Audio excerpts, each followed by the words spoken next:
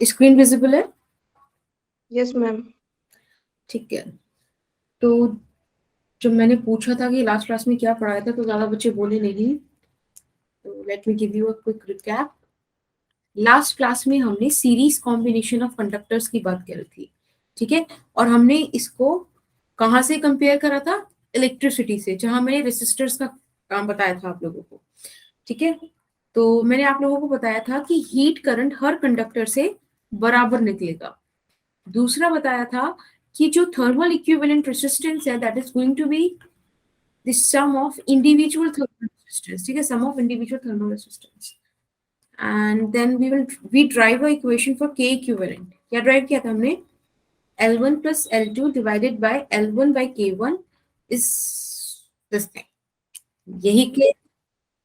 और एक दो चीजें और थी, जैसे कि हीट करंट को हम इस तरह से लिख सकते हैं, और एक चीज थी कि thermal resistance is L by Ka। Is that okay? याद आया ये चीज? Yes ma'am. ठीक है, तो क्वेश्चन करके बताओ ये वाला। इस वाले क्वेश्चन में हमको क्या बोला है कि देखो, फर्स्ट सेटअप में ना हमारे पास एक दो रॉड है, K1 K2 coefficient of thermal conductivity, ठीक है। ये सारी कंडीशंस है कि एक एंड 100 डिग्री सेंटीग्रेड पर है, एक एंड 0 डिग्री सेंटीग्रेड पर है, ठीक है। हमने क्या करा, इस रॉड को उठा के, सेकंड रॉड को उठा के फर्स्ट की जगह रख दिया, फर्स्ट को उठा के सेकंड की जगह रख दिया, हमने टॉपल कर दिया, यानी पलट दिया। तभी पूछ रहे हैं ये कि अब नया थीटा क्या हुआ। पहले जंक्शन टेम्परेचर 70 डिग्री सेंटीग्रेड था, अभी क्या होगा, ठीक है। फटाफट से सॉल्व करो। टाइम हो रहा है 1806 और 1809 तक का टाइम है आपके पास, 3 मिनट्स। जल्दी से बताओ।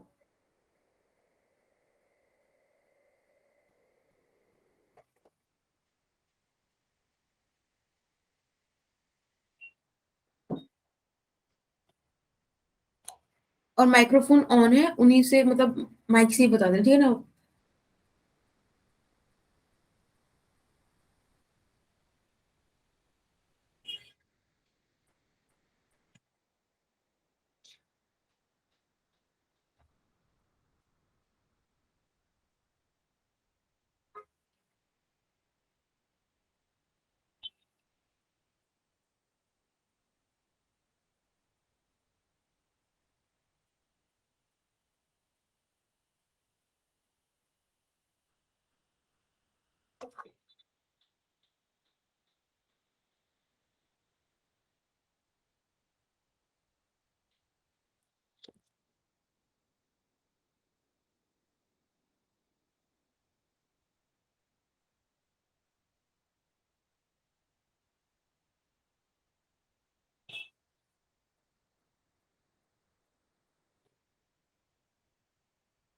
कोशिश करो वो एक क्वांटिटी को पहचानने की जो सेम ही रहेगी, कोई फर्क नहीं पड़ेगा। रॉड को आगे रखो, पीछे रखो, क्या रखो, तो उसकी हेल्प से शायद दूसरी तरफ आपको हेल्प मिल जाए, दूसरे केस में।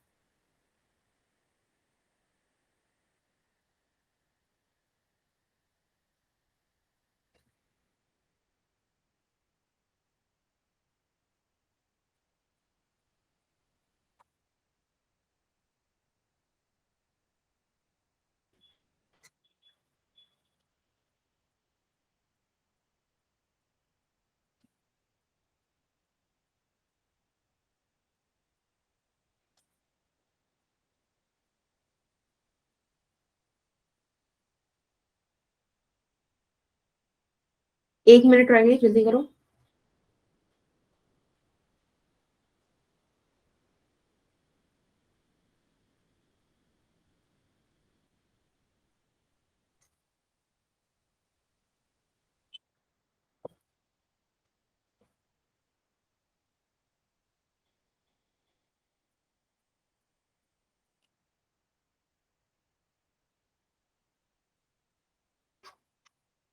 किसी का नहीं आया?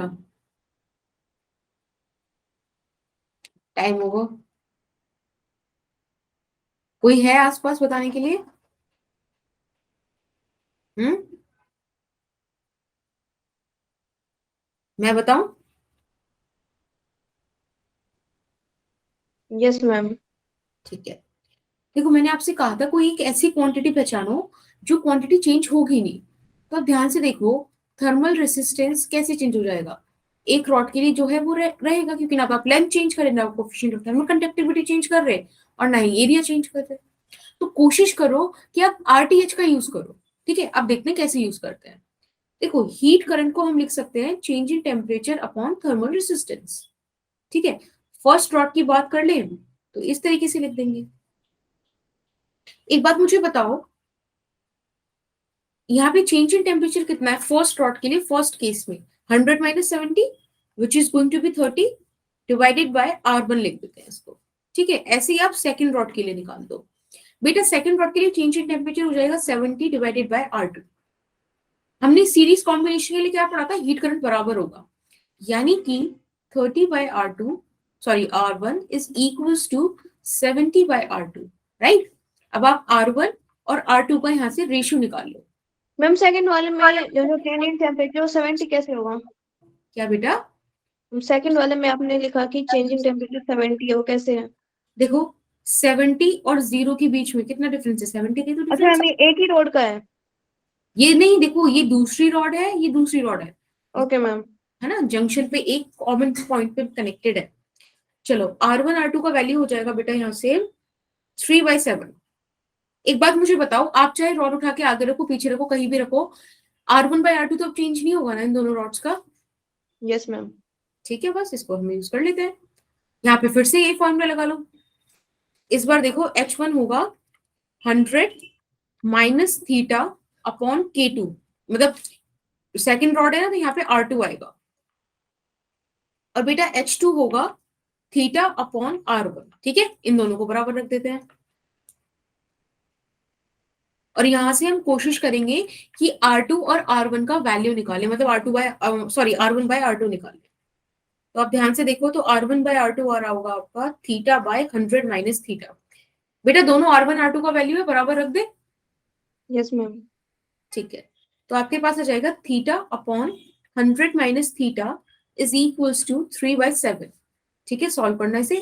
7 theta is equals to 300 minus 3 theta and it is going to be 10 theta which is equals to 300। बेटा थीटा आ गया आपका 30 डिग्री। जब सेकंड केस में आप जाओगे तो जो जंक्शन टेम्परेचर है that is going to be 30 degree centigrade. Is that okay? Yes ma'am. सबको क्लियर है? Yes ma'am. ओके, तो एक मिनट, लास्ट क्लास में हमने parallel combination sorry series combination पढ़ा था, आज हम पैरेलल कॉम्बिनेशन पढ़ते हैं। एक बार मैं आपको बस रेसिस्टर का याद दिला देती हूँ कि कुछ ऐसा सा सर्किट हम बनाते थे, एक रेसिस्टेंस यहाँ लगाते थे, एक ऐसे लगाते थे, है ना, ऐसे कुछ होता था। Yes ma'am. ठीक है, एक इनका कॉमन सोर्स होता था। अब बेटा कॉन्सेप्ट ये बोलता है कि जितना करंट इस पॉजिटिव टर्मिनल से निकलेगा उतना ही करंट नेगेटिव टर्मिनल पे एंटर भी होना चाहिए। ठीक है, यस मैम। जब ये आई यहाँ पहुंचेगा ये दो ब्रांचेस में डिवाइडेड हो जाएगा। ठीक है, बट इन द एंड इसको मिलना भी पड़ेगा इस तरह से। ठीक है, यस मैम। चलो तो हम यहाँ पे बेसिक बात लिखते थे कि I is equals to I1 plus I2, और एक लिखते थे कि equivalent resistance is equals to 1/R1 plus 1/R2। Is that cool? याद है सबको? Yes ma'am. Yes ma'am. ठीक है, बस अब हम इसी कॉन्सेप्ट को यूज करेंगे पैरेलल कॉम्बिनेशन ऑफ कंडक्टर्स पढ़ने के लिए। पहले हम दोनों रॉड्स को लेंथ टू लेंथ कनेक्ट करेंगे। बेटा ध्यान रखना पिछले बार हमने एंड टू एंड कनेक्ट किया था, इस बार लेंथ टू लेंथ कनेक्ट करेंगे। ठीक है, ये रॉड 1 का एरिया हो गया, ये रॉड 2 का एरिया हो गया, और बेटा दोनों अलग हो सकते हैं कोई इशू नहीं है, लेकिन इनका लेंथ इस बार सेम रहेगा। ठीक है, और लेट्स से यहाँ पे T1 टेम्परेचर है, यहाँ T2 टेम्परेचर है, ये हीट करंट 1, K1 इसका कोफिशिएंट ऑफ थर्मल कंडक्टिविटी है, this is heat current 2 and K2 is coefficient of thermal conductivity. ठीक है, अब एक बात मुझे बताओ, आपको ये चीज तो समझ में आ रही है ना कि T1 is greater then T2 H1 और H2 का डायरेक्शन देख के, क्योंकि हीट हमेशा हायर टेम्परेचर से लोअर टेम्परेचर पे फ्लो करेगी। Is that okay? Yes ma'am. हमने एक इक्विवेलेंट रॉड बना लिया यहाँ पे। ओके, और बेटा इसका लेंथ L है, दोनों एंड पे टेम्परेचर T2 T1 है, और ये जो एरिया है this is A1 plus A2। ठीक है, यहाँ से H करंट जा रहा है और इसका जो कोफिशिएंट ऑफ थर्मल कंडक्टिविटी है वो K इक्विवेलेंट है। इन बातों में किसी को कोई दिक्कत हो? No no ma'am. मैम। ठीक है, तो हम सिंपल कोशिश करते हैं H1 का वैल्यू निकालने की। तो इस बार तो आपको दिख रहा होगा कि दोनों तीनों जितनी भी रॉड है सबके लिए टेम्परेचर डिफरेंस सेम है। तो T1 minus T2 divided by R1, is that okay? ऐसे ही आप Yes, H2 ma'am. का वैल्यू निकाल लो बेटा। एंड सिमिलरली आप H इक्विवेलेंट का भी निकाल सकते हो, मतलब इक्विवेलेंट रॉड के लिए ऐसा आएगा। ठीक है, अब बेटा हमारा कॉन्सेप्ट क्या कह रहा था, जैसे कि यहाँ पे बोल रहा है कि करंट कैसा होगा I1 प्लस I2, ऐसे ही हम यहाँ भी तो लिख सकते हैं, है ना? अब इनकी वैल्यूज पुट कर दो बस, देखो आपका एक लाइन में आंसर आएगा। किसी को कोई इश्यू हो यहाँ तक तो बताओ मुझे।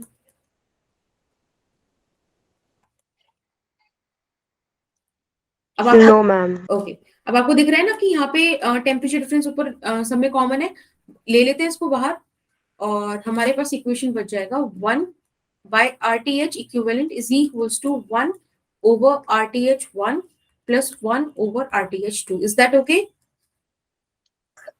Yes, ma'am. Oh, ठीक है, चलो अब एक एक्सप्रेशन हम K इक्विवेलेंट के लिए निकाल लेते हैं।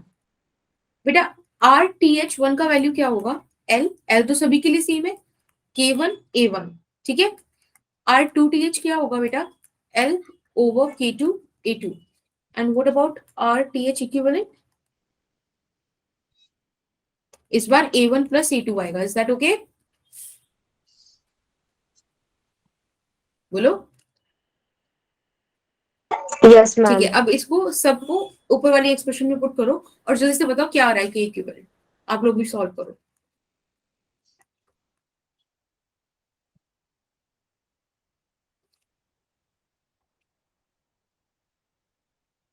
मुझसे पहले सॉल्व करके बताओ तो फटाफट से। एल देखो हर तरफ कॉमन है, हटा देंगे इसको।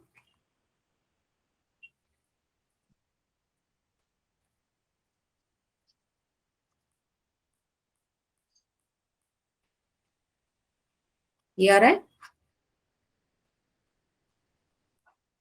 बोलो। Yes, ma'am. ठीक है, तो इसमें भी आपको 3 टर्म्स बिल्कुल बहुत ध्यान से रखनी है। 3 एक्सप्रेशन। पहली एक्सप्रेशन क्या है कि heat current is equals to H1 plus H2। Second equation क्या है? 1 by RTH equivalent is equals to 1 by RTH1 plus 1 by RTH2। And third equation is this K equivalent। याद रखोगे? Yes, ma'am. ठीक है, तो ये वाला क्वेश्चन करते हैं, बताओ क्या है इसका आंसर, क्या आएगा?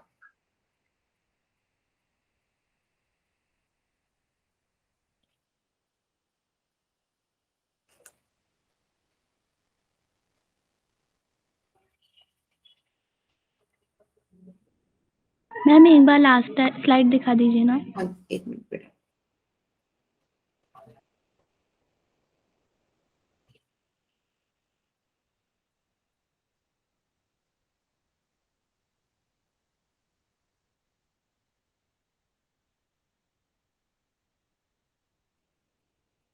मैम हो गया, थैंक यू मैम। ओके बेटा, हाँ इसका आंसर बताओ।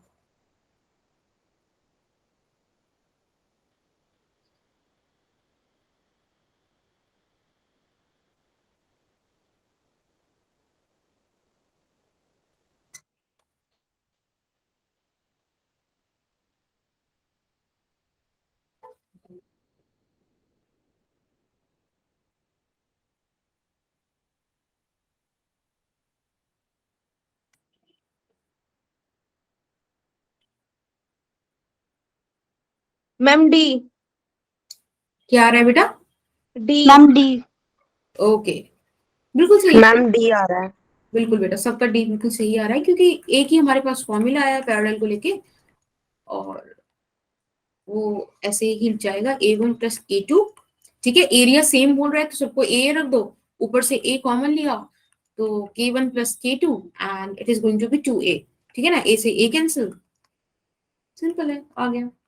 अगले 2 क्वेश्चन आपके लिए होमवर्क है, ठीक है, फटाफट से स्क्रीनशॉट लेना। ये सीरीज कॉम्बिनेशन पे बेस्ड है, आई होप आपसे हो जाएगा। ले लिया screenshot? Yes ma'am. Yes ma'am, ले लिया। इसको, ये क्वेश्चन बड़ा मतलब एक ही कॉन्सेप्ट इसमें छोटा सा, कोशिश करो पकड़ लो उसको, नहीं हो तो बताना नेक्स्ट क्लास में, ठीक है? करूं आगे? Yes ma'am. ये टॉपिक है सबसे मजेदार, रेडिएशन। याद हो तो जब मैंने हीट ट्रांसफर शुरू किया था लास्ट क्लास में, तो मैंने आपको बताया था कि there are 3 modes of heat transfer, Yes. Radiation, है ना? Yes, ma'am. तो सबसे पहले तो यही लिख देते हैं कि it is a mode of heat transfer. और कौन सा वाला था जिसमें हमने, याद हो तो फर्स्ट वाले बच्चे ने बॉल उछाल दी थी डायरेक्ट, किसी को ना देखे ना खुद मूव होके बॉल उछाल दी थी, और वो किसने पकड़ ली थी? लास्ट वाले ने पकड़ ली थी। वो वाला केस था ये रेडिएशन। बेटा इसको ट्रेवल करने के लिए, रेडिएशन को ट्रेवल करने के लिए कोई मीडियम का रिक्वायरमेंट नहीं होता है। No medium is required in order to transfer the heat. Is that okay? आपने थोड़ा बहुत ईएम वेव्स के बारे में सुना है? Yes ma'am. हाँ, तो जैसे सन से जो लाइट रेज आती हैं उनको ट्रेवल करने के लिए कोई मीडियम नहीं चाहिए, वो ईएम वेव्स हैं। सिमिलरली रेडिएशन भी ईएम वेव्स हैं, ठीक है? और कौन सी ईएम वेव्स है? अगर आपने केमिस्ट्री वगैरह या कहीं पे कोई स्पेक्ट्रम सा पढ़ा हो, सॉरी कोई वेवलेंथ का डिस्ट्रीब्यूशन पढ़ा हो, तो आपने एक चीज पढ़ी होगी ऐसी कि एक होती है गामा रे, यस मैम। फिर आती है एक्स रे, है ना? Then we have UV, then we have visible, फिर आती है infrared. And this infrared is what are heat waves, ठीक है? ये रेडिएशन क्या है, इसको आज के लेक्चर में अपन हीट वेव्स करेंगे, और आप समझ जाओ कि हीट वेव्स नहीं, हम इंफ्रारेड की बात कर रहे हैं। तो it is a kind of EM wave. Is that okay? Yes ma'am. ठीक है। अगर वही एक एग्जांपल देखना है तो सन से जो हीट हमको मिलती है, that is the example of infrared rays, ठीक है ना? तो यहाँ पे मैं sun rays as an example लिख देती हूँ।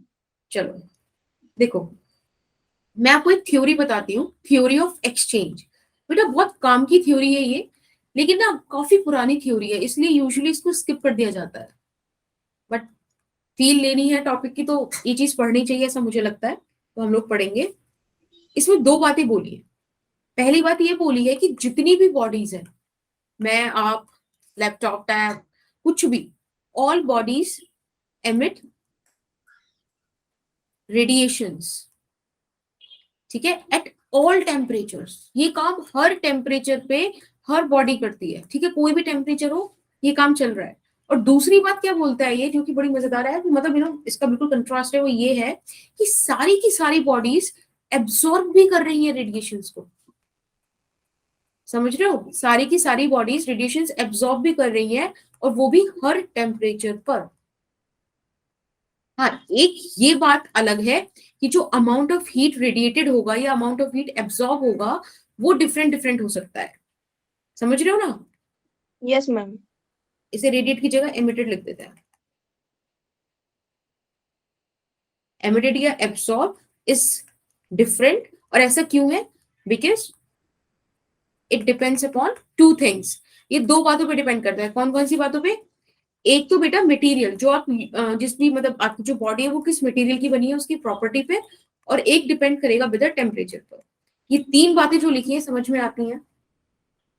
ये थ्योरी ऑफ एक्सचेंज बता रही है कि कोई बॉडी हमेशा एमिट करती है रेडिएशन, हमेशा एब्सॉर्ब करती है, और ऐसा हर टेम्परेचर पे होता है, ठीक है? अगर फिलहाल मैं इस पेन को बोलूं तो ये पेन भी इस टाइम रेडिएशंस एमिट भी कर रहा है, रेडिएशंस एब्सॉर्ब भी कर रहा है, और ये जो अमाउंट है ये डिफर हो सकता है वो उसकी प्रॉपर्टी पे और इसके टेम्परेचर पे। Is that okay? एक बड़ी इन्होंने एक बात कनेक्ट करी है, मतलब ये हम ऑब्जर्व करते हैं बट ऐसे बस ऐसे कभी देखा नहीं होगा हमने। सपोज एग्जांपल लो कि कोई चाय का कप लेकर आप एक रूम में आए, ठीक है? रूम का टेम्परेचर कम है, चाय का टेम्परेचर ज्यादा है, तो आप ऐसा बोल सकते हो कि थीटा ऑफ बॉडी यानी कि temperature of body is greater then temperature of surrounding, right? Yes ma'am. बेटा जब ये सिचुएशन होती है, जब बॉडी का टेम्परेचर ज्यादा होता है, तब रेट ऑफ एमिशन, ध्यान से देखना, तब रेट ऑफ एमिशन ज्यादा होता है रेट ऑफ एब्जॉर्प्शन से, ठीक है? ऐसा नहीं है कि चाय गर्म है तो वो कुछ एब्जॉर्ब नहीं कर रही होगी, वो हीट भी एब्जॉर्ब कर रही होगी, बिकॉज ऑफ दिस, मतलब अकॉर्डिंग टू दिस थ्योरी। लेकिन रेट ऑफ एमिशन ज्यादा होगा, इसीलिए आप क्या देखोगे कि कुछ टाइम बाद चाय का टेम्परेचर कम हो जाएगा, ठंडा हो जाएगा चाय। ठीक है, is that okay? Yes ma'am. एक इसका बेटा अपोजिट केस जाएगा, जब थीटा ऑफ बॉडी कम होगा in comparison to theta of surrounding, तो आपको पता चल गया होगा कि इस बारी एमिशन कम होगा लेकिन एब्जॉर्प्शन ज्यादा होगा। और जब एब्जॉर्प्शन ज्यादा होगा तभी बॉडी का टेम्परेचर क्या करेगा, बोलो? इंक्रीज। इंक्रीज करेगा, है ना? जब एब्जॉर्ब ज्यादा हो गया तो वो इंक्रीज करेगा। अब एक कंडीशन ऐसी आएगी जब टेम्परेचर ऑफ बॉडी और टेम्परेचर ऑफ सराउंडिंग बराबर होगा, यानी कि कांस्टेंट होगा। ऐसे पॉइंट पे जो रेट ऑफ एमिशन है वो बराबर होगा रेट ऑफ एब्जॉर्प्शन के। Is that okay? Yes ma'am. ठीक है, चलो अब हम एक टर्म पढ़ते हैं एमिसिव पावर। इसको हम कैपिटल ई से रिप्रेजेंट करेंगे, क्योंकि एक और टर्म इन फ्यूचर हम पढ़ने वाले हैं जिसको स्मॉल ई से रिप्रेजेंट करना है। यूजुअली बुक्स से स्मॉल ई से रिप्रेजेंट करते हैं, कुछ लोग भी बोलते हैं कि इसको स्मॉल ई से रिप्रेजेंट करो, but we will go with capital E. ठीक है, अभी बोल क्या रहा है, ये बोल रहा है कि सपोज हमारे पास एक बॉडी है। देखो आज का चैप्टर ना और कल का लेक्चर थोड़ा सा थियोरेटिकल जाएगा, बल्कि कल के लेक्चर में थोड़े से न्यूमेरिकल्स हम ऐड कर देंगे, बट मेक श्योर कि आप पेशेंटली इसको सुनो, क्योंकि कॉम्पिटिटिव पॉइंट ऑफ व्यू से ना ये बहुत इंपॉर्टेंट है। इसकी थ्योरी पे ग्राफ्स आ जाते हैं, मतलब आ जाएगा कि बताओ इस ग्राफ से क्या रिजल्ट निकल रहा है, ये इनमें से कौन सा ग्राफ सही है। ठीक है, तो आपने अगर थ्योरी पढ़ी है ना तो वो 10 सेकंड का क्वेश्चन है, और नहीं पढ़ी है तो आप उस पर पूरा घंटा निकाल लो जो आपसे क्वेश्चन हो जाए। ठीक है, तो अच्छे से समझना, कॉम्पिटिटिव सेक्शन है पूरा। देखो ये कोई बॉडी है, अब इसका टेम्परेचर बहुत ज्यादा है, बहुत हॉट है ये, तो क्या करेगी, ये रेडिएशन एमिट करेगी ना, और हर डायरेक्शन में करेगी। बताओ होगा ना ऐसा? Yes, ma'am. Yes ma'am. और जब कभी तुम्हें बोरिंग लगे ना थ्योरी, तो मुझे बता देना कि मैम हमें बोरिंग लग रहा है इस पॉइंट पे। ओके, चलो अच्छे से हमने रेडिएशंस निकाल दी, यानी कि रेडिएटेड हीट। अब एक बात मुझे बताओ, ये जो आपने अभी देखा है जो हीट निकल रही है, this amount of heat radiated, ये किन किन बातों पे डिपेंड कर रहा होगा, बताओ? Material or temperature. बिल्कुल, टेम्परेचर पे डिपेंड करेगा, सब पे डिपेंड करेगा, एरिया पे भी तो डिपेंड करेगा। जितना बड़ा बॉडी उतना ज्यादा उसका रेडिएशन निकलेगा ना, amount of heat radiated. Yes, ma'am. जितना ज्यादा टाइम के लिए आप इस चीज को ऑब्जर्व करोगे उतना ज्यादा अमाउंट ऑफ हीट देखोगे आप। Yes ma'am. इन दोनों बातों को अगर हम कनेक्ट कर दें इस तरह से, ठीक है, ये जो साइन है ना डायरेक्टली प्रोपोर्शनलिटी का, इसको रिमूव करके जो कांस्टेंट आता है बेटा, that is called emissive power. Emissive power का मतलब क्या है, amount of heat radiated per unit area per unit time. ठीक है, that is emissive power. Is that okay? Yes ma'am. Okay, आपको ना अच्छा इसकी असाइनमेंट बताना बेटा, क्या होगी इसकी असाइनमेंट? मैम किसकी? Meter square per second. फिर से बोलो एक बार बेटा। Metre square second. Joule per metre square per second होगा ना, यस मैम। और जूल पर सेकंड को हम वॉट में लिख सकते हैं। Yes ma'am. Watt per metre square. बिल्कुल, पता है एक जगह ना, आपको एक जगह नहीं, मतलब आपको बुक्स में कई बार ऐसे लिखा मिलता है, emissive power with the base of lambda. हमें पता है लैम्डा क्या है, वेव लेंथ है, बट ये ई की ई विद बेस लैम्डा क्या है, क्या शो कर रहा है ये शो कर रहा है स्पेक्ट्रल एमिसिव पावर को। अब बड़े ध्यान से समझना एक बात, सोचो हमारे पास एक बॉडी है, ठीक है, इसमें से 1000 नंबर ऑफ रेडिएशंस निकली, इसने 1000 रेडिएशंस एमिट करी।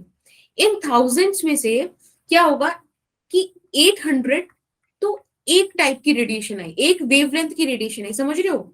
एक बॉडी बहुत सारी नंबर ऑफ वेवलेंथ्स को एमिट कर सकती है, बहुत सारी वेवलेंथ की रेडिएशंस एमिट कर सकती है, लेकिन उसमें से मेजर पोर्शन किसी एक वेवलेंथ को डेडिकेटेड होगा। तो हमने कहा कि 800 रेडिएशन लेट्स से किसी एक्स वेवलेंथ की निकली, और ये जो बची हुई 200 है, ये सपोज बाकी किसी भी निकाल लो, वाई जी ए बी किसी भी की भी, ठीक है, तो आप क्या बोलोगे कि ये जो बॉडी है इसके लिए एमिसिव पावर एक्स के लिए सबसे ज्यादा है ना? ये बोलोगे ना इसका स्पेक्ट्रल की, यस मैम। तो इसको बोलते हैं स्पेक्ट्रल एमिसिव पावर। किसी बॉडी की टेंडेंसी एक पर्टिकुलर वेवलेंथ की रेडिएशंस को एमिट करने की। Is that okay? Yes ma'am. ठीक है। अभी इससे मिलता जुलता हम एक और वर्ड पढ़ते हैं विच इज एब्जॉर्प्टिव पावर। बेटा इसको हम स्मॉल ए से रिप्रेजेंट करेंगे और बहुत ही सिंपल से उसका डेफिनेशन है, ये बताता है कि किसी बॉडी पर आपने कितनी हीट इंसिडेंट करी, ठीक है, कितनी रेडिएशंस आपने इंसिडेंट करी और उस बॉडी ने कितनी रेडिएशंस एब्जॉर्ब करी, इस चीज का रेशियो क्या है? एब्जॉर्प्टिव पावर है। फॉर एन एग्जांपल, अपने पास ये एक बॉडी है, ठीक है, इस पर आपने लेट्स से 100 रेडिएशंस को इंसिडेंट कराया, ठीक है, तो अपॉन 100 कर दो। इसने 80 रेडिएशंस को क्या करा? एब्जॉर्ब कर लिया, बाकी 20 ऐसे ही जाने दी। 0.8। दिस इज एब्जॉर्प्टिव पावर, यानी कि 0.8। कोई पूछे आपसे percentage of it is going to be 80%। Is that okay? Yes ma'am. अब बेटा मैम, एक हाँ जी, वो स्पेक्ट्रल वाला बता दो दोबारा से। ये वाला ई लैम्डा, यस मैम। ठीक है। यहाँ पे मैंने ये बोला कि कोई बॉडी है ना, जब आप उसे हीट करोगे तो वो किसी भी वेवलेंथ की, नंबर ऑफ वेवलेंथ की रेडिएशन एमिट करती है। कभी भी ऐसा नहीं होता कि कोई एक बॉडी किसी एक पर्टिकुलर वेवलेंथ को ही एमिट कर रही है। वो जितनी भी रेडिएशन एमिट करेगी ना, वो डिफरेंट डिफरेंट वेवलेंथ की हो सकती है, लेकिन हर बॉडी किसी एक पर्टिकुलर वेवलेंथ को ज्यादा एमिट करती है, ठीक है। नंबर ऑफ रेडिएशंस किसी एक वेवलेंथ के लिए सबसे ज्यादा होती है, बाकी जो बची हुई है उसमें बहुत सारी वेवलेंथ्स होंगी। Is that okay? इतना समझ में आया? Yes ma'am. तो हमने क्या एग्जांपल बोला था कि सपोज हमारी एक बॉडी है जिसमें से 1000 नंबर ऑफ रेडिएशंस एमिट हुई। उन 1000 नंबर ऑफ रेडिएशंस में से 800 रेडिएशन किसी एक वेवलेंथ की है और वो वेवलेंथ सपोज एक्स है, ठीक है। तो आप क्या बोलोगे कि उस बॉडी की एक्स वेवलेंथ को लेके एमिसिव पावर ज्यादा है इन कंपैरिजन टू अदर्स, ठीक है। Yes ma'am. तो अगर कभी एमिसिव पावर के बेस में वेवलेंथ लिखा आ जाए तो मतलब वो क्या बता रहा है? वो उस पर्टिकुलर वेवलेंथ को कितना एमिट कर सकता है, इस टेंडेंसी को बता रहा है। Is that okay? Yes ma'am. Cool. हाँ, तो अभी हम यहाँ आते हैं। हमें बोल रही थी कि जो एब्जॉर्प्टिव पावर है ये एक फ्रैक्शन है। अब आप लोगों को पता है ना कि फ्रैक्शन 0 से 1 के बीच जा सकता है। यस इससे बड़ा मैम। अब ये जो फ्रैक्शन है इसमें दो पॉइंट है, एक a इज इक्वल्स टू 0 और एक a इज इक्वल्स टू 1। बेटा अगर a 0 है इसका मतलब क्या है कि आप किसी बॉडी पर कितनी भी रेडिएशन इंसिडेंट करा दो उसने कुछ एब्जॉर्ब नहीं करना, सब कुछ रिफ्लेक्ट कर देना है। बेटा इस ऐसी बॉडी को फिजिक्स में बोलते हैं आइडियल रिफ्लेक्टर, ठीक है। अगर किसी बॉडी का एब्जॉर्प्टिव पावर 1 आ रहा है, मतलब आपने उसमें जितनी इंसिडेंट कराई उसने सारी की सारी एब्जॉर्ब कर ली, तो बेटा इसको बोलते हैं फिजिक्स में ideal absorber. Is that okay? Yes ma'am. ठीक है। अब आप ये भी समझ गए होंगे कि अगर ए विद बेस लैम्डा दिया हो तो क्या दिया हुआ है आपको? स्पेक्ट्रल एब्जॉर्प्टिव पावर, है ना। अब एक बात मुझे बताओ, कोई भी बच्चा बताओ, उसके सामने जो दीवार है वो किस कलर की है? Ma'am blue. ब्लू। ओके, एक मिनट, चलो ब्लू कलर की है। अब एक बात बताओ, इस दीवार पे आपकी लाइट से व्हाइट लाइट जा रही है, व्हाइट Yes, लाइट ma'am. में सातों कलर जा रहे हैं, लेकिन ब्लू ही क्यों दिखा? क्योंकि ये जो वॉल थी इसकी टेंडेंसी ब्लू कलर की वेवलेंथ को एब्जॉर्ब करने की सबसे कम थी, समझ रहे हो। Yes ma'am. इसलिए सारी 6 की 6 रेडिएशंस को एब्जॉर्ब कर लिया, बट ब्लू को ये नहीं एब्जॉर्ब कर पाया। इसने क्या करा? इसको रिफ्लेक्ट कर दिया, और बेटा रिफ्लेक्ट कर दिया इसलिए हमको ये विजिबल है। Is that okay? समझ में आया Yes, थोड़ा ma'am. बहुत एब्जॉर्प्शन क्या है? Yes ma'am ma'am. एक बार आइडियल रिफ्लेक्टर बता दीजिए। मैंने बोला अगर एब्जॉर्प्टिव पावर 0 है, आप खुद बताओ, अगर ये 0 है तो इसका मतलब क्या है कि आपने जितनी भी लाइट रेज इंसिडेंट कराई उनमें से एक भी लाइट रे उस बॉडी ने एब्जॉर्ब ही नहीं करी, सारी की सारी वापस भेज दी, राइट। तो ऐसा Okay, ma'am. क्या होगा? आइडियल रिफ्लेक्टर, वो सब रिफ्लेक्ट कर दे रहा है, कुछ भी नहीं रख रहा, ठीक है। जो सब कुछ एब्जॉर्ब कर ले वो आइडियल एब्जॉर्बर है। Is that okay? Yes ma'am. सब चीज समझ में आ गई? अब तो देखो सारी चीजें नई नई है तो डाउट बनता है, तो बना डाउट कहीं पे कुछ, या क्लियर है? नहीं क्लियर है। चलो, अब ये है ब्लैक बॉडी। बेटा ब्लैक बॉडी है एक आइडियल कॉन्सेप्ट, ठीक है? ब्लैक बॉडी रियल लाइफ में एग्जिस्ट नहीं करती, आइडियल एग्जिस्ट कर, मतलब आइडियली इसको एक स्टैंडर्ड बनाया गया है कि बाकी बॉडीज को हम इसकी पास ला सके, लाइक 99%, 95%, 90%, बट कभी 100% नहीं बना पाएंगे, ठीक है? अभी ना मैं ब्लैक बॉडी की एक डेफिनेशन लिखूंगी, वही एक डेफिनेशन 100% ट्रू है, हर केस में ट्रू है। बाकी सारी जो आपको कभी भी ब्लैक बॉडी की डेफिनेशंस मिलेंगी वो इस एक डेफिनेशन का, आप ऐसे समझ लो कि इससे ड्रॉन हुआ हुआ कंक्लूजन होगा, ठीक है? देखो अब इस देखना ब्लैक बॉडी है क्या, तो ऐसा लिखते हैं कि black body is that body which absorb all radiations that incident on it, ठीक है? कितनी भी रेडिएशन आप इस पे इंसिडेंट करा दो, it absorb everything at all wavelength, ठीक है? at all incident angles and for all temperature। समझ रहे हो? कोई भी टेम्परेचर हो, कोई भी इंसिडेंट एंगल हो, कोई भी वेवलेंथ हो, ब्लैक बॉडी एक ऐसी बॉडी है जो हर तरीके की रेडिएशन को एब्सॉर्ब कर लेती है। समझ में आई ये वाली डेफिनेशन? Yes ma'am. अगर समझ में आई है तो मुझे बताओ एब्सॉर्प्टिव जो फैक्टर है वो यहाँ पे कितना होगा, ए का वैल्यू कितना होगा? 1 m1। बिल्कुल, यहाँ पे मैंने लैम्डा लिख दिया है, वो इसलिए लिखा है कि हर वेवलेंथ को ये एब्सॉर्ब कर लेगा। बेटा ब्लैक बॉडी के बारे में दो तीन बातें और जान लेते हैं। एक बात है कि ब्लैक बॉडी हैज जीरो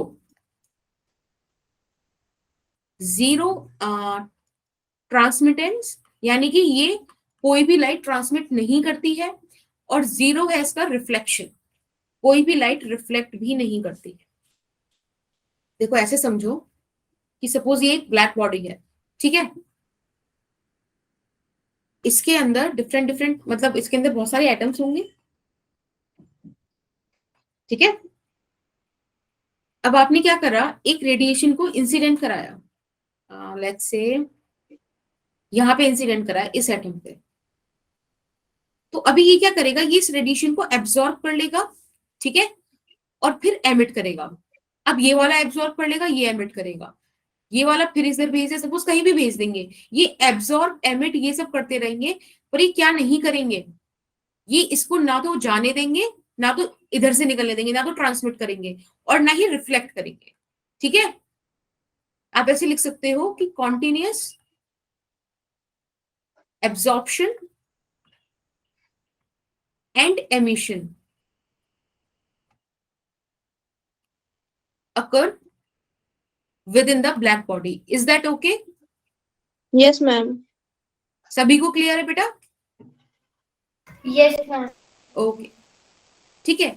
लेकिन इस बात का ये बिल्कुल मतलब नहीं है कि आप ये भी बोल दो कि ब्लैक बॉडी का जीरो एमिशन है, नहीं, ये एमिट करती है।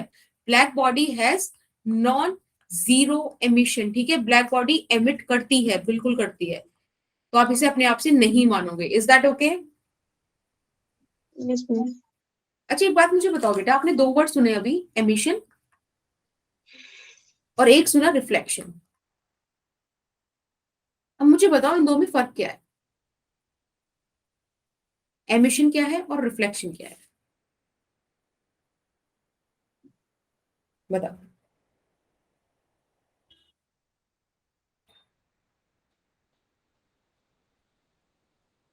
सोचो। Ma'am, I was going to ask you the same question. Okay चलो मैं बता देती हूँ। एमिशन है when body radiates radiations from within, मतलब खुद में से जब बॉडी क्या करे, रेडिएशन एमिट करे, कोई बॉडी है बहुत हाई टेम्परेचर पर है तो वो खुद से रेडिएशन एमिट करेगी, खुद से रेडिएट करेगी, एनर्जी को खुद से प्रोड्यूस करेगी, दैट इज कॉल्ड एमिशन। ठीक है, और जब भी बॉडी किसी और दूसरी बॉडी का इंसिडेंट रेडिएशन को रिफ्लेक्ट करे, सिर्फ when body reflects the radiation of some other body, then it is called reflection. थोड़ा क्लियर हुआ? देखो चलो एक एग्जांपल और देती हूँ। आपने हीटिंग कॉइल देखी है, कोई हीटर का कुछ भी? तो Yes, ma'am. हाँ जी, जब आपने उसको प्लग इन नहीं किया है, इलेक्ट्रिसिटी उसमें से पास नहीं कराई है, तभी इसका जो कलर होगा, ठीक है, वो कुछ सिल्वरिश होगा। वो क्यों है? Due to reflection. लेकिन जब भी आप इसको हॉट कर देते हो, मतलब इसमें इलेक्ट्रिसिटी पास करा देते हो, उसका टेम्परेचर बढ़ा देते हो, तभी ये कैसी दिखने लगती है? रेड हॉट दिखने लगती है। और वो क्या है? ये कलर है ड्यू टू एमिशन, क्योंकि अब वो खुद से कलर एमिट कर रही है, खुद से रेडिएशन एमिट कर रही है। क्या समझ आया? Yes ma'am. कभी ऐसे काम करा करो थोड़ा, मतलब अगर घर पे ना पिटो तो गैस ऑन करो, उस पर चाकू लो, ठीक है ना, लोहे वोहे का जो होता है, स्टील वगैरह का, उसे गर्म करते रहो। तुम देखो टाइम के साथ उसका कलर चेंज होगा, जैसे जैसे टेम्परेचर बढ़ेगा डिफरेंट डिफरेंट वेवलेंथ को रेडिएट करने लगेगा। यही ऑब्जर्वेशन कि जैसे जैसे आप किसी ऑब्जेक्ट को हीट दो तो वो कलर चेंज करे, वेवलेंथ डिफरेंट डिफरेंट एमिट करे। बेटा यही एक सिंपल सी ऑब्जर्वेशन ऐसी थी जिसने पूरा क्वांटम फिजिक्स खड़ा कर दिया। समझ रहे हो? Yes ma'am. पता ही नहीं था कि भाई ये हो क्यों रहा है, तो उनको प्रॉपर नेक फिजिक्स ही पूरी स्टार्ट करनी पड़ी, क्वांटम फिजिक्स। 12th में आओ, अच्छे से डिस्कशन करेंगे इस चीज का। चलो अब मैं आपको थोड़े से एग्जांपल दे देती हूँ कि जिस बॉडी के बारे में हम इतना बात कर रहे हैं वैसी कुछ प्रैक्टिकल बॉडी आसपास है भी या नहीं। तो कोई कुछ कह रहा है क्या? No, ma'am. ठीक है, हाँ, तो ब्लैक बॉडी जो थी, जैसे कि सन को ब्लैक बॉडी बोल देते हैं, स्टार को बोल देते हैं, ठीक है, या फिर एक ऑब्जेक्ट एग्जिस्ट करता है लैम्प ब्लैक करके, इसका नाम है, पता है, ऐसा बोलते हैं कि ये 99% लाइट रेज जो इसमें इंसिडेंट होते हैं सबको एब्जॉर्ब कर लेता है, सिर्फ 1% रिफ्लेक्ट करता है। देखो मैंने आपको बताया ही था कि ब्लैक बॉडी एक आइडियल कॉन्सेप्ट है, 100% तो आप ला ही नहीं सकते। एक आपने कार्बन का एलोट्रोप सुना होगा, ग्रेफाइट, है ना? Yes Yes, ma'am. तो ये Yes, जो ma'am. ग्रेफाइट है ये 97% लाइट को एब्जॉर्ब कर लेता है, सिर्फ 3% रिफ्लेक्ट करता है। ठीक है, अब मैं आपको एक वो बॉडी बताती हूँ जो हमारी लैब्स में होती है, जिसमें हम ब्लैक बॉडी को स्टडी करते हैं। ठीक है, इसे बोलते हैं एन आइसोथर्मल एनक्लोजर। ठीक है, इसको ऊपर ऊपर से मैं आपको एक स्ट्रक्चर बता देती हूँ कि कैसा होता है। देखो ये ऐसा एक सर्कुलर शेप का ऐसा एक स्ट्रक्चर सा होता है। देखो उसमें बहुत ही स्मॉल ओपनिंग दी गई है, दिखा ना, यहाँ पर बहुत छोटा सा होल दिया रहता है जिससे थोड़ा थोड़ा अमाउंट ऑफ रेडिएशन जा पाए। ठीक है, लेकिन इसमें ना एक दिक्कत थी अभी कि ये पूरा ब्लैक पेंट कर रखा है, सब कुछ ब्लैक पॉलिश, सब बढ़िया मस्त चमका रखा है, लेकिन एक इसमें इशू था कि जैसे ही इसको एंटर कराते थे रेडिएशन को, तो कुछ रेडिएशन क्या होती थी, यहाँ से लड़के वापस आ जाती थी 180 डिग्री पे, समझ रहे हो, बाउंस बैक हो जाती थी। तो उस चीज को इन्होंने बड़े प्यार से सॉल्व किया। इन्होंने क्या करा, यहाँ पे एक वेज टाइप ऐसे स्ट्रक्चर बना दिया इस टाइप से। अब ऐसा सा हो गया कि जो भी अब रे आएगी उसका इंसिडेंट और रिफ्लेक्शन, ये सब एंगल आप चेक करोगे तो कभी भी बाउंस बैक होके वापस नहीं जाएगी। और यही प्रॉपर्टी क्या है, यही तो ब्लैक बॉडी की प्रॉपर्टी है। देखो एक इसमें से हम रे को इंसिडेंट कराते हैं, सपोज ये इस तरीके से एंटर हुई, यहां से ये यहाँ पे जाएगी, अब ये अंदर ही ट्रैप होगी, मल्टीपल रिफ्लेक्शंस करती रहेगी, पर अब ये क्या नहीं कर सकती, एग्जिट नहीं कर सकती किसी भी सूरत में। समझ रहे हो, यही लगी रहेगी। ठीक है, यस मैम। ओके, एक सेकेंड रुको बस। अच्छा एक चीज बताओ,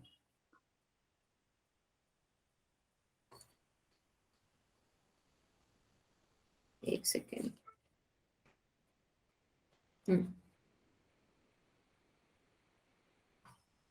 ये एक रूम है, ठीक है, इसका टेम्परेचर सपोज T है, आपने इसमें दो बॉडीज रखी हुई हैं, एक नॉर्मल बॉडी है और एक है बेटा ब्लैक बॉडी। ठीक है, अभी चाहे दिखने में कितनी भी अलग लग रही हो, पर ये फिजिकली बिल्कुल सेम है, सेम डायमेंशन। ठीक है, एक नॉर्मल है, एक ब्लैक बॉडी है। अब हम बहुत टाइम बाद इसको देखें, लाइक 2-3 घंटे 4-5 घंटे घूम फिर के आए और फिर इन बॉडीज को देखें। बेटा अब तक क्या हुआ होगा, टेम्परेचर कांस्टेंट हो चुका होगा ना। Yes ma'am. अब एक बात बताओ, अगर हमारा टेम्परेचर, मतलब हमारा नहीं, इन बॉडीज का टेम्परेचर कांस्टेंट हो गया, तो मतलब रेट ऑफ एमिशन और रेट ऑफ एब्जॉर्प्शन ये बराबर हो चुका होगा ना। Yes, ma'am. हमने आइडेंटिकल बॉडीज क्यों ली थी, ताकि इन पर जो रेज इंसिडेंट हो, जो रेडिएशन इन पे इंसिडेंट हो, वो इक्वल अमाउंट की हो। अब सपोज यहाँ पे भी 100 रेडिएशन इंसिडेंट हुई, यहाँ भी 100 रेडिएशन इंसिडेंट हुई। अभी नॉर्मल बॉडी है, ये तो उसने सपोज 70 रेडिएशन एब्जॉर्ब कर ली, लेकिन ये तो ब्लैक बॉडी है ना, ये कितनी एब्जॉर्ब करेगी? 100। बिल्कुल, ये अपने ऊपर आने वाली सारी की सारी रेडिएशन एब्जॉर्ब कर लेती है। अब मुझे एक बात बताओ, एक किसी भी टेम्परेचर पे, जो भी टेम्परेचर आप ऑब्जर्व कर रहे हो, उस टेम्परेचर पे सबसे ज्यादा रेडिएशन कौन एमिट करेगा? जो आइडियल रिफ्लेक्टर है। रिफ्लेक्टर रिफ्लेक्ट करता है, मैंने एमिट की बात करी। रिफ्लेक्शन एमिशन दो अलग चीजें। अभी हमारी एक स्लाइड डेडिकेटेड थी इस चीज को। Yes ma'am. बताओ कौन एमिट करेगा, मतलब ऐसे ही बताओ, नहीं भी समझ- बोलो। Ideal emitter. देखो आइडियल तो यहाँ पे कुछ केस अभी तो फिलहाल है नहीं आइडियल एमिटर, जैसे तो मैंने भी आपको बताया नहीं, मैंने रिफ्लेक्ट बताया, ऑब्जर्वर बताया। ब्लैक बॉडी करेगी ना, इस पे यस मैम। रेडिएशंस हैं। देखो एक बात आज ध्यान रखना, मैं यहाँ पे लिख देती हूँ, black body is that body. मैंने बोला था ना कि बाकी सारी डेफिनेशन मेन वाली डेफिनेशन का कंक्लूजन होगी, ये कंक्लूजन है। Black body is that body which emits maximum radiation at a given temperature. अब ध्यान से दो बातों पे ध्यान देना, पहला तो एमिट और दूसरा मैक्सिमम। मैंने मैक्सिमम बोला है, मैंने ऑल नहीं बोला है, क्योंकि कोई भी बॉडी सारी की सारी रेडिएशंस नहीं देती है। ठीक है, कुछ देती है। अब एक बात बताओ, अगर मैं मान भी लूं कि सारी की सारी दे रही है, तो इसके पास 100 रेडिएशन है देने के लिए, इसके पास तो सिर्फ 70 रेडिएशन है ना। Yes ma'am. Yes, ma'am. तो मैक्सिमम कौन देगा? ब्लैक बॉडी देगा। और ध्यान रखना, मैंने मैक्सिमम वर्ड यूज किया है, ऑल यूज नहीं किया है, क्योंकि ब्लैक बॉडी की एमिसिव पावर 1 नहीं होती है। ठीक है, पर किसी भी टेम्परेचर पे, आप कोई भी टेम्परेचर स्टडी कर लो, उस टेम्परेचर पे ब्लैक बॉडी ही वो बॉडी होगी जो सबसे ज्यादा रेडिएशंस एमिट करेगी। क्यों? क्योंकि सबसे ज्यादा एब्सॉर्ब भी उसी ने करी है। Is that yes okay? Ma'am. ऐसे सोचो कि आपने पूरा एक मस्त आग लगा रखी है, और जो वो टेम्परेचर है उस टेम्परेचर पे ब्लैक बॉडी को रख लो, ब्लैक बॉडी ही उस टेम्परेचर पे ज्यादा रेडिएशन एमिट करेगी in comparison to that flame, in comparison to that आग। Is that okay? Yes ma'am. Yes, ma'am. ठीक है, ये बात मैंने बार बार बोली क्योंकि चीज क्लियर नहीं होती, लोग मान लेते हैं मिसिव पार भी बनी है। अच्छा, अगर ये चीज आपको क्लियर है, तो आप फिर इस बात को मानने में मतलब कुछ मतलब मना तो नहीं करोगे अगर मैं ये लिख दूं कि good absorbers are good emitters? बताओ, कोई दिक्कत है? No, ma'am. यही No, line ma'am. Kirchhoff law है। किरचॉफ लॉ यही बोलता है कि good absorbers are good emitters. ये बोलते हैं emissive power of a body is directly proportional to the absorptive power of that body. इनकी इस बात को ऐसे भी तो लिखा जा सकता है।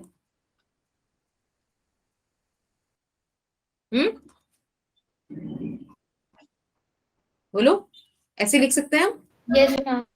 तो बस अब हम एक इसका प्रूफ देखते हैं कि वाकई हम इसको प्रूफ कर पाएंगे कि नहीं, हमको नहीं पता। Let's see. तो हमने क्या किया, एक रूम लिया, उसका टेम्परेचर T, उसमें 3 बॉडीज रखी, 1, 2 और 3। तीनों की तीनों आइडेंटिकल है, चाहे यहाँ पे ना लग रही हो। ठीक है, फिजिकली डायमेंशन वाइज सब सेम है। बाकी एक ब्लैक बॉडी है और 2 नॉर्मल बॉडीज हैं। ठीक है, आपको पता है हम आइडेंटिकल बॉडीज क्यों लेते हैं? ताकि जो अमाउंट ऑफ हीट रेडिएशन है जो इंसिडेंट हो रहा है वो इक्वल हो। तो सपोज यहाँ पर भी क्यू रेडिएशन इंसिडेंट करी, यहाँ पर भी और यहाँ पर भी। Is that okay? Yes, ma'am. ठीक है, हम वही घूम फिर के आए अपना आराम से। तो हमने क्या देखा होगा कि अभी रेट ऑफ एमिशन बराबर हो चुका होगा रेट ऑफ एब्जॉर्प्शन के। कूल? Yes, अगर ma'am. ये चीज बराबर हो गई है तो एक बात बताओ, आपने अभी पढ़ा था ना कि हीट एब्सॉर्ब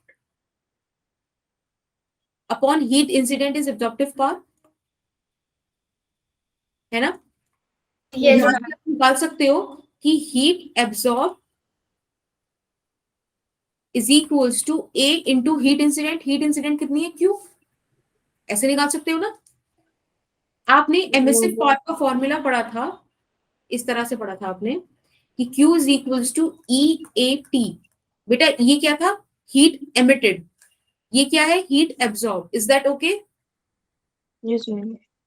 अब एक बात बताओ, जब हम ऐसे पॉइंट की बात कर रहे हैं जहां एमिशन और एब्जॉर्प्शन बराबर है, तो वहां पे हीट एब्सॉर्ब और हीट एमिटेड बराबर होगी ना? Yes, ma'am.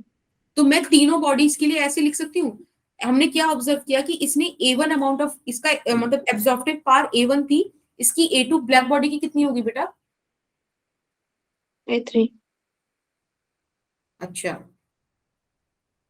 A lambda. अच्छा, 1 नहीं होगी?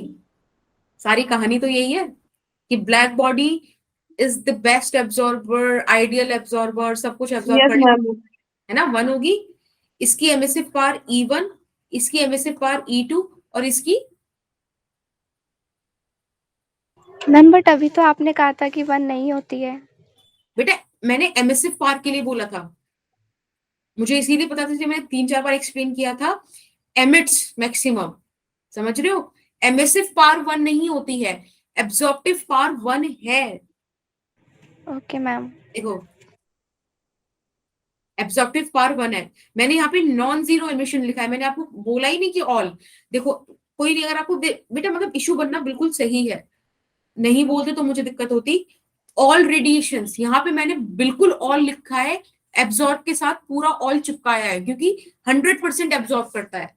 लेकिन मैंने जब एमिट के साथ लिखा तो मैंने मैक्सिमम लिखा, ऑल नहीं लिखा। Is that okay? Yes ma'am. तो यहाँ पे एमिसिव पावर 1 नहीं होगी, इसकी ब्लैक बॉडी की है इसलिए ई बेस में बी लिख दिया। Is that okay? Yes, ma'am. अब बस ये हीट एब्जॉर्ब बराबर हीट एमिटेड, ये मुझे तीनों बॉडीज के लिए लिख लेना है। तो कुछ ऐसा लिखा जाएगा, A1Q is equals to E1 into AT। A और टी पे मैंने क्यों कुछ 1 या कुछ नहीं लगाया क्योंकि ये सभी के लिए सेम है, आइडेंटिकल बॉडीज थी तो एरिया सेम होगा। सेम टाइम की बात ऑब्जर्व करें तो सेम टाइम होगा और क्यू भी सेम है। बेटा यहां से E1 बाय A1 का वैल्यू क्या आ रहा है?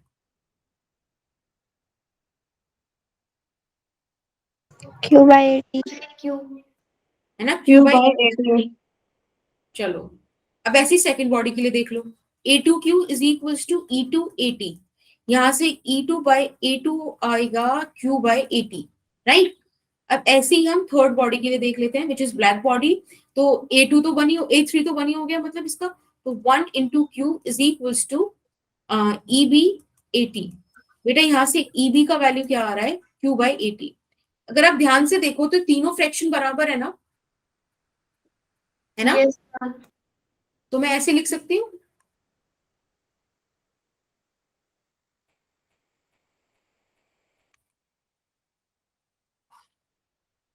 लिख सकते हैं?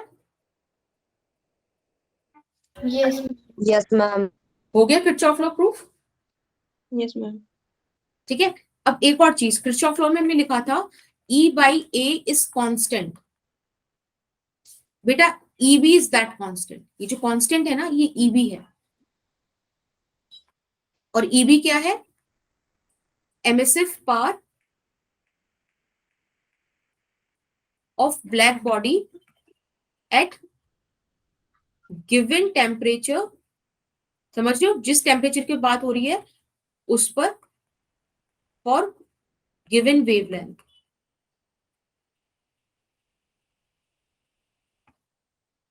ठीक है। अब इसका मतलब क्या है? कोई भी बॉडी ले लो, नॉर्मल कोई भी बॉडी ले लो, उसके एमिसिव पार और एब्जॉर्प्टिव पार का रेशियो उसी टेम्परेचर पर उसी वेवलेंथ के लिए जो एमिसिव पार होगी ब्लैक बॉडी का उसके बराबर होगा। समझ में आई? Yes ma'am. सबको आई? Yes, ma'am. चलो गुड। एक एक क्वेश्चन बता दो। इसमें दो बॉडीज हैं एक्स और वाई, ठीक है, उनका वेरिएशन दिया हुआ है temperature with respect to time, और आपसे 3-4 बातें पूछी हैं, इनमें से कह रहे हैं कि कौन सी बात सही है, बता दो।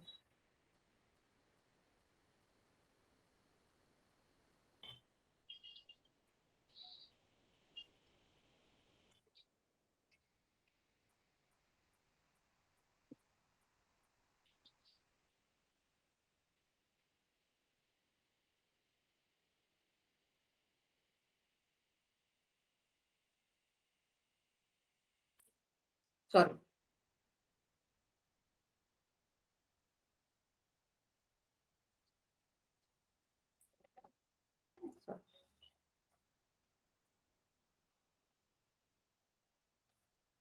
ओके नेहा,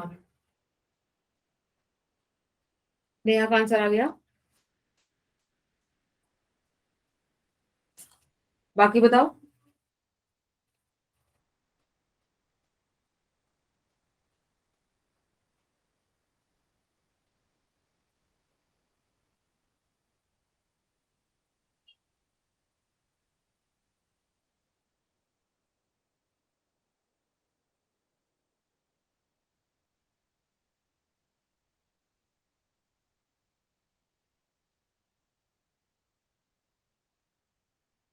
देखो मैं बताती हूँ, अगर आप ध्यान से देखो तो slope of X is greater than slope of Y, है ना? Yes ma'am. इससे क्या मतलब है? इससे मतलब ये है कि जो एक्स है, जो बॉडी एक्स है, वो ज्यादा जल्दी से अपना टेम्परेचर लूज कर रही है। Temperature fall is rapidly, yes ma'am. ठीक है। यस अगर मैम। फॉल रैपिड है, इसका मतलब क्या है? उसकी एमिसिव पावर ज्यादा है ना वाई के कंपैरिजन में। जब एमिशन का रेट ज्यादा होगा तभी तो टेम्परेचर फॉल ज्यादा जल्दी करेगी। Yes ma'am. अगर ये है तो अभी आपने किरचॉफ लॉ से पढ़ा, emissive power is directly proportional to absorptive power. Option A would be correct. Okay Neha? Yes ma'am. ठीक है, सबको क्लियर हुआ? Yes ma'am. ठीक है, एक सेकंड रुको बस। मैम नोट्स सेंड कर देना। हाँ नोट्स तो आ ही जाते हैं, ग्रुप पे आते तो हैं। Yes ma'am. कोई issue? No first time ma'am. आपने, मजा आया पढ़ के? कोई दिक्कत हुई? No ma'am. मजा आया कि नहीं ये तो बता दो। मैम मजा आया। Ma'am. ठीक है, चलो ठीक है, कल की क्लास भी ले लेना, ठीक है, उसमें और ज्यादा इंटरेस्ट आएगा। 2-3 चीजें नहीं पढ़ेंगे और खत्म कर देंगे इस चैप्टर को, ठीक है। Yes ma'am. Okay bye bye. Bye ma'am. Good evening ma'am. Good evening बेटा। Bye, ma'am. बाय बेटा बाय। नंबर स्टार्टिंग के फॉर्मूले बता दो, ओनली नोट, एक मिनट, क्या नोट करने हैं? स्टार्टिंग के फॉर्मूले कौन से थे बेटा? मैम जो आपने कराए थे, मैंने क्लास लेट ज्वाइन की थी। सीरीज कॉम्बिनेशन वाले? Yes ma'am. उसमें मतलब सीरीज कॉम्बिनेशन तो हमारा पिछली क्लास में हो गया। आई गेस आप पैरेलल कॉम्बिनेशन की बात कर रहे हो। यस मैम शायद। हाँ तो लिखो पैरेलल कॉम्बिनेशन के मैं 3 फॉर्मूले बताती हूँ। वैसे नोट्स अभी आ जाएंगे, अगर वैसे तो, अगर मतलब मैं बोलूँ तो मैं अभी बोल देती हूँ। लिख लो, H is equals to H1 plus yes H2, ma'am. ठीक है। और एक लिख लो 1/RTH equivalent is equals to 1/RTH1 plus 1/RTH2, ठीक है। Yes ma'am. और थर्ड फॉर्मूला लिख लो बेटा, K equivalent is equals to yes K1 ma'am. A1 plus K2 A2 divided by A1 plus A2, ठीक है। Yes ma'am thank you. Welcome बेटा। आप लोगों को कोई प्रॉब्लम है? संध्या, प्रियांशी, अजय और Yes, मीनाक्षी? ma'am. ओके बेटा, चलो बाय बाय, टेक केयर।